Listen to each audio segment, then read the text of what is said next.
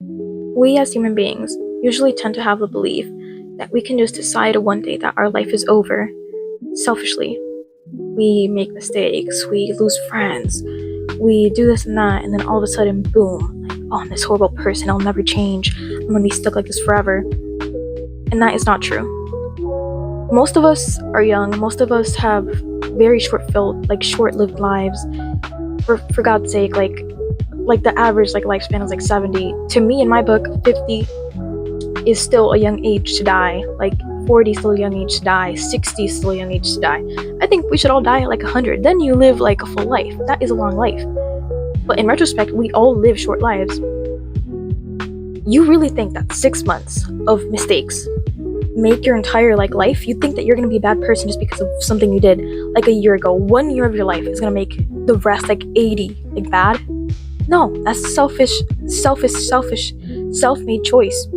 If you choose to dwell on the past and you choose to believe that you will not change, you will not change, because you will be stuck in that negative pattern of overly thinking what if this person finds out? What if I go back to this negative pattern? What if actually I'm still the same person? What if I'm still awful? What if it's just hidden away? And I'm telling you right now, that is the worst thing you can do for yourself, because that will ruin so many opportunities for you, so much that you could do. I'm young, right? And I've gone through so many things in life. And even now, at my point in life where I can admit that I'm finally at peace, I have the right amount of friends, everything is going well for me, I guess. Even now, I tend to make this mistake, but I'm self-aware now. I do not get to choose when my life is over. My life is not over unless I kill somebody or I'm dead. That's just how it works. You have to put your mind through that. But again, it's easier said than done. So let's get to that. You first have to start off with your motive. What is your motive for changing? For me personally, I've noticed that people tend to either change due to religion, they change due to the harm they've done to others, or they change just because they hate themselves. And the one way that they can picture themselves being happy is by changing. And that's okay. That's perfectly fine. Whether you want to change physically or mentally, I personally would rather change mentally, it's important to know why. Example, a lot of people who, commit crimes, petty theft, armed robbery, stuff like that. A lot of them, and something I've noticed, they all switched religions midway in jail. They suddenly come out and they're super Christian, they're super this, they're super that. And that's a very real thing. That's why people are always oh, why are Christians bad people? This and that. That's usually because their entire motive is religion. They're not bad people because of religion, but they're bad people. Sorry, no, that's not what I meant. They change because of religion, right? That's their motive. Maybe they were a bad person in the past, and now religion is giving them morality. It's changing them, you have to find your motive. Sometimes people change because oh, I hurt a person so much, I could have driven this person to suicide, they were a big bully, right? And then one day they were just okay, this is messed up, I don't want to hurt anybody ever again. That's another motive, okay? So just think about it like that. Second off, and this one is very important, who are you changing for? This is a question that's honestly troubled me, and it has a lot of layers to it. It is not just are you changing for other people? Are you changing for yourself? Are you changing for God? I think it's deeper than that, because it shows a lot about yourself. If you choose to change for other people, it also depends on why, who, when, where. If you choose to change into a worse person because these people choose to enable your bad behavior and you just want to stick in, you don't want to stick out, you want to be with the crowd, that is, first of all, that's a bad choice. Very common bad choice, though. You should not change due to that. You should change for the better, obviously. That's why most of you guys probably clicked on this video. I believe that the main reason why I changed, at least, was for myself. Because I noticed that a lot of the things that I was doing, they were things that I did not stand for in the past. They were things that I never thought I would catch myself doing. They were things that, again, would probably have a negative effect on other people. It starts with me and goes to others. And that is something that I did not want to spiral, into a big snowball effect, So then eventually I started looking more into it. And I obviously had to change.